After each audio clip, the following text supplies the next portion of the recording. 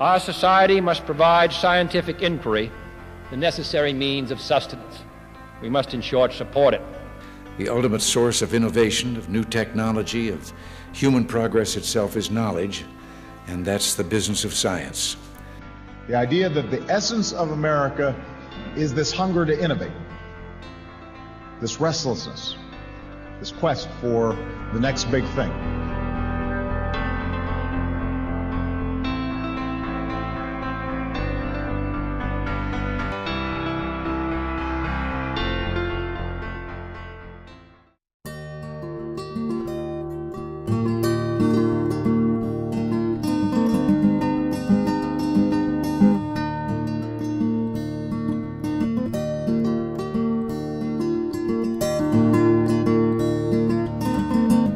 My name is Darcy Bradley, and I'm a postdoctoral researcher with the Nature Conservancy and the Sustainable Fisheries Group at the University of California, Santa Barbara.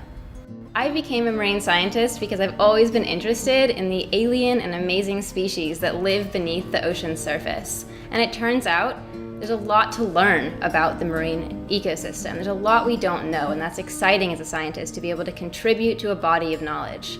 And I became dedicated to marine conservation science when I realized that our oceans were really being threatened by all kinds of human impacts. And at the Bren School, I've been able to really address a lot of these impacts by taking a form of science that is really science to action. So at Palmyra, we are learning about the ecology of marine predators in an unimpacted coral reef ecosystem. So we're learning about predator population dynamics, species interactions, movement, how predators control the energy, the flow of energy between marine habitats. Palmyra is the northernmost island in the Northern Line Islands chain. So it's located 1,000 miles south of Hawaii at 5 degrees latitude, just north of the equator. And Palmyra is really interesting because it's never housed a permanent human population. And in 2001, it was declared as a marine refuge with a ban on all fishing on the island. So Palmyra is this very remote, very isolated, and exceedingly rare, unimpacted, near pristine marine environment.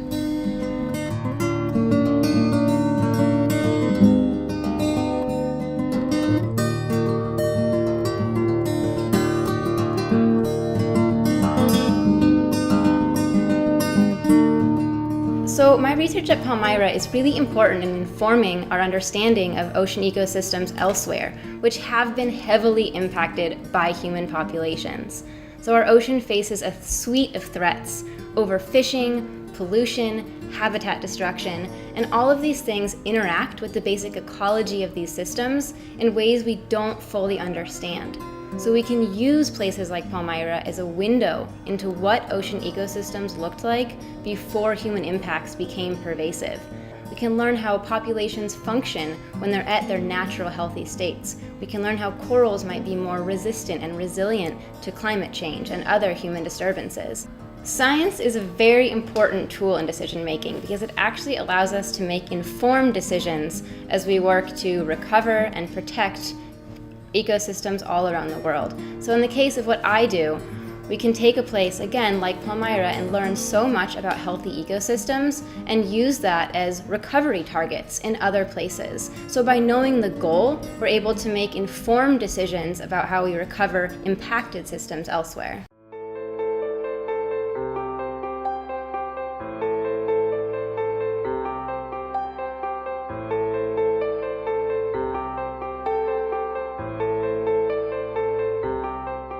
A lot of things can change. Policy can change, administrations can change, but we know that throughout this, the threats to our oceans have remained pretty constant, and in fact, they maybe are even accelerating. And so it's really important that we work as hard as we ever have and really have a push to not only do good science just to learn about systems, but as scientists, there's actually an important shift taking place where we're realizing we don't really have the luxury just to try to understand systems. We have to do something about it.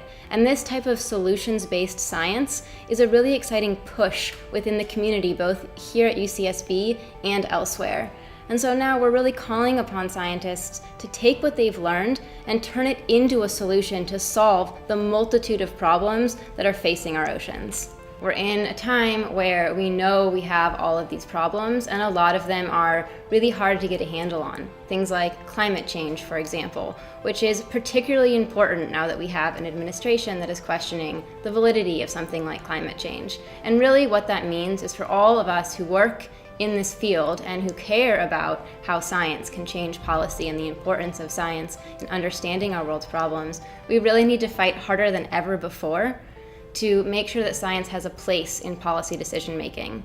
Ocean optimism is now more important for everyone on this planet to really get behind scientists and support their efforts as we work to improve the state of our planet, to improve and conserve our really important ocean resources.